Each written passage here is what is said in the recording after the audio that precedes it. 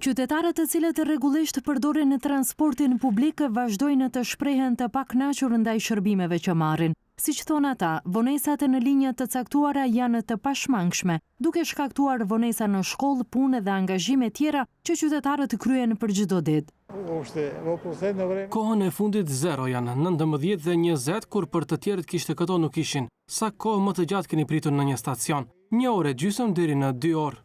19, 20 dhe 9 presim më gjatë pa përjashtuar dhe linja tjera. Presim gjysmore ose edhe 1 orë. Çfarë bëni kur s'ka autobus? Vazhdojmë në këmbë, s'kemi gjë tjetër. Uroj që përfundimisht rregullohet.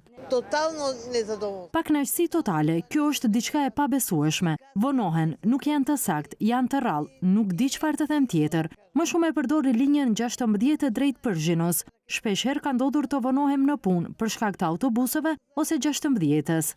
Disa qytetarë të tjerë thanë se 2 ditët e fundit transportuesit janë pak më të rregullt kundrejt javës së kaluar, kur kishte reduktime nga transportuesit privat.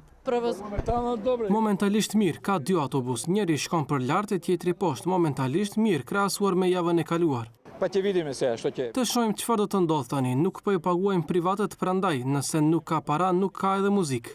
Kaosi në komunikacion është shtuar vitet e fundit për shkak të mungesës së transportuesve privat, të cilët në periudha të caktuara nuk punojnë për shkak të borxheve të pashlyera që NQP ka ndaj transportuesve privat. Ndërmarrja e qarkullimit publik këtë fillim javë lëshoi 20 milion denar në llogaritë të transportuesve privat për të shlyer një pjesë të borxhit, ndërsa shuma totale e borxhit të pashlyer është 150 milion denar.